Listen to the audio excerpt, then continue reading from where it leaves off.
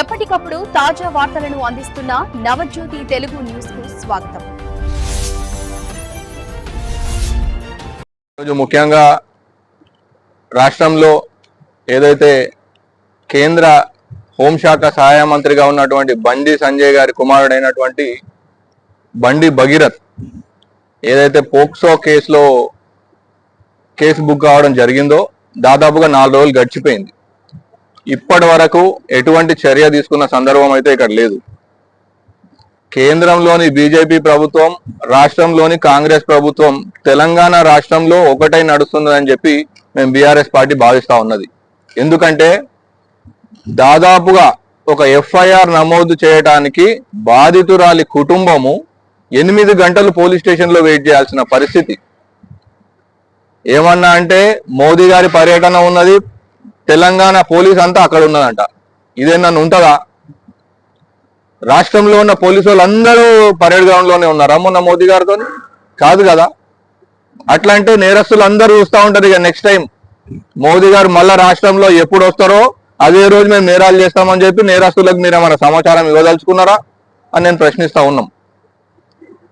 Minor బాలిక 17 సంవత్సరాల minor బాలికను సెక్షువల్ గా హరాస్ చేసినట్టు బాధిత కుటుంబము కంప్లైంట్ ఇచ్చింది. దాని మీద రాష్ట్ర ప్రభుత్వం కానీ రాష్ట్ర కాంగ్రెస్ నాయకులు కానీ ఎవ్వరు కూడా మొన్నటి వరకు నోరు మెదపలేదు. నిన్న 2-3 నాయకులు బయటకు వచ్చి మాట్లాడారు. నిన్న రేవంత్ రెడ్డి గారు సిటిజన్ హుటాహుటిన పోలీసు వాళ్ళని పిలిచి వాళ్ళకు ఒక కమిటీ వేసి దాని మీద విచారణ చేస్తారంట. దానికి ఒక కమిటీ అవసరమా? ఒక పోక్సో కేసు నమోదైనప్పుడు ఖచ్చితంగా నిందితుని అదుపులోకి తీసుకోవాల్సిన అవసరం ఉంది. మేము డిమాండ్ చేస్తా ఉన్నాం భారత రాష్ట్ర సమితి తరఫు నుంచి, ఇమ్మీడియట్ గా అరెస్ట్ చేయాలి అబ్బాయిని.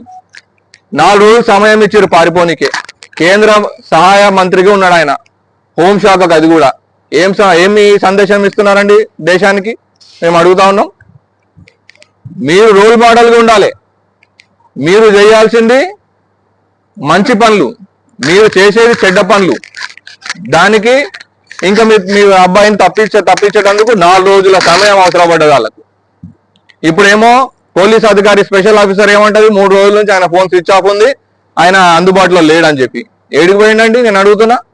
మీరు రోల్ మోడల్గా ఉండి ఆయన సరెండర్ చేయాల్సిన అవసరం ఉంది కదా. సరెండర్ చేయండి ఇమీడియట్ గా.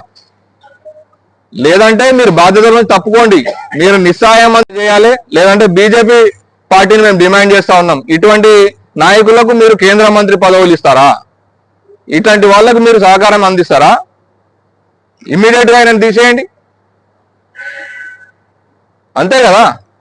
మీరు ఒక సందేశం ఇవ్వాలి కదా. మీరే కేంద్ర మంత్రి సహాయ మంత్రిగా ఉన్నారు, అది హోంశాఖకు. నేరాలు చేసిన తప్పించి ఈరోజు జై శ్రీరామ్ జై శ్రీరామ్ అంటారు. జై శ్రీరామ్ అని మేము అనాలి, మీరు కాదు అనాలి. శ్రీరాముడు ఆడవాళ్ళని ఎంత అత్యంతంగా ఎవరైనా గౌరవిస్తారంటే శ్రీరాముడే. అట్లాంటి ఒక ఆడ బిడ్డకి అన్యాయం చేసి ఈరోజు జై శ్రీరామ్ అంటాడు ఆయన. తప్పించుకునే ప్రయత్నాలే ప్రతి ఒక్కటి కూడా.